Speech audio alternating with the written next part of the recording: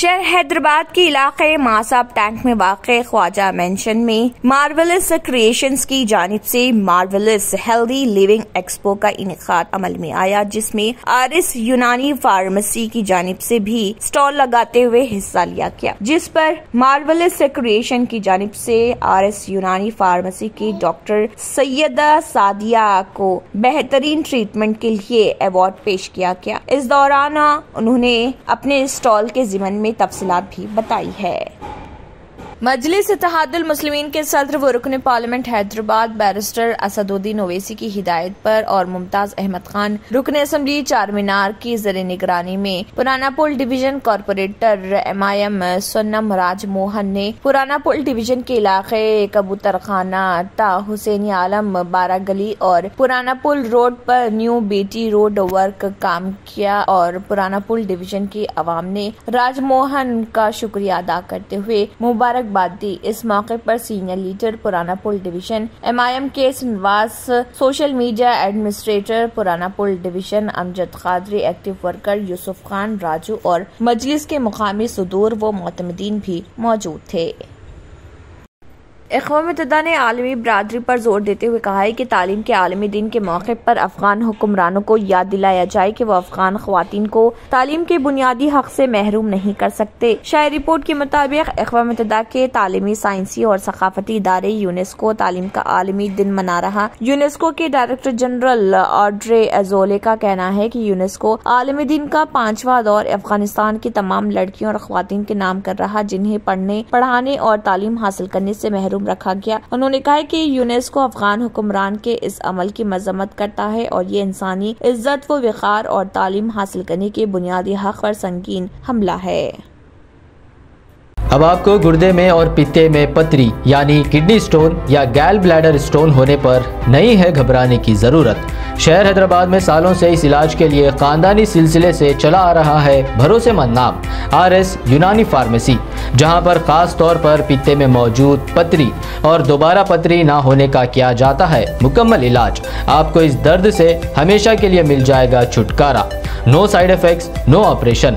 तशखीस करते हुए दवाएं की जाती है फराहम, तो देर ना करें, जल्द ही तशरीफ लाए। RS Unani pharmacy, Bahadurpura X road, opposite Canara bank, Hyderabad. मजीद तफसीलात के लिए रब्त करें। ब्लूमबर्ग ने एक बार फिर दुनिया के अमीर अशखास की फहरिस्त जारी की है। इस फहरिस्त में एशिया के सबसे अमीर अडानी ग्रुप के चेयरमैन गौतम अडानी गुज़िश्ता बार के मुकाबले पीछे होते दिखाई दे रहे। ब्लूमबर्ग बिलियनियर इंडेक्स के मुताबिक अमेज़न के जेफ बेजोस अब गौतम अडानी को पीछे छोड़कर तीसरे मुकाम पर आ गए हैं और गौतम को इस मर्तबा चौथा मुकाम हासिल हुआ। पिछली बार गौतम अडानी तीसरे नंबर पर थे और जेफ बेजोस चौथे नंबर पर थे। और ब्लूमबर्ग के जरिए जारी अरबपतियों की ताज़ा फहरिस्त के मुताबिक गौतम अडानी की मलकियत इस वक्त $120 अरब है। उनकी मलकियत में $872 मिलियन की कमी आई है, यानी 1 जनवरी 2023 से लेकर अब तक उनकी मलकियत $683 मिलियन घटी है।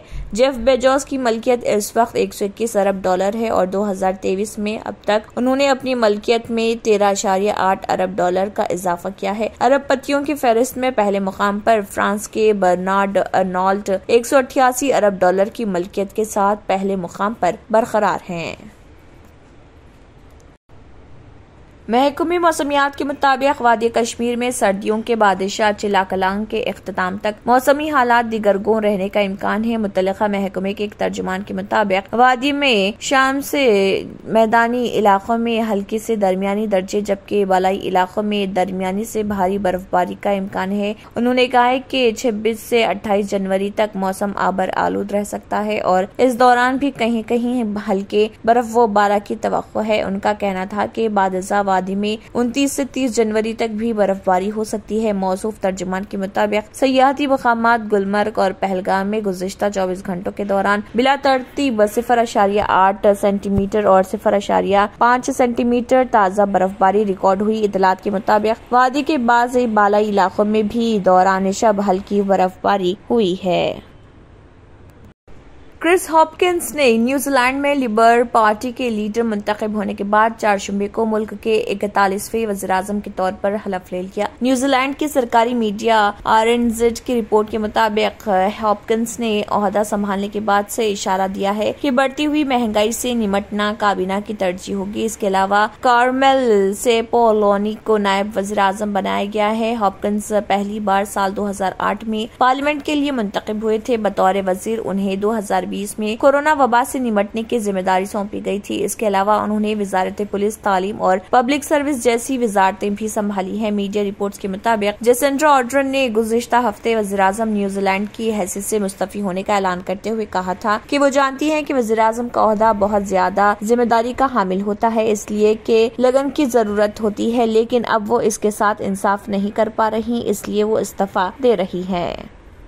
जर्मनटन हॉस्पिटल ऑर्थोपेडिक से मुताल्लिक हर मरीज यहाँ शिफायाब। इनाम याफ्ता doctor Mir Jawad Jar Khan, senior orthopaedic surgeon, advance operation theatre, ICU, digital X ray, laboratory, physiotherapy, pharmacy, sharing और प्राइवेट रूम्स, लेडी डॉक्टर्स और डॉक्टर अर्जुमन सुल्ताना गायनेकोलॉजिस्ट की खिदमात हासिल। वाजिबी फीस और मुकम्मल सहूलियात से हजारों मुतमईन। एम्बुलेंस से आरास्ता जर्मनटन orthopaedic hospital, pillar number 150, Attapur, Hyderabad. अगर आपने हमारे चैनल को अभी तक सब्सक्राइब नहीं किया है तो यहाँ पर रेड कलर का सब्सक्राइब बटन दिख रहा है, उसे क्लिक करें और हमारे चैनल को सब्सक्राइब कीजिए और साथ ही साथ बेल आइकन को भी क्लिक कीजिए, जिससे आपको ताज़ा अपडेट मिलती रहे।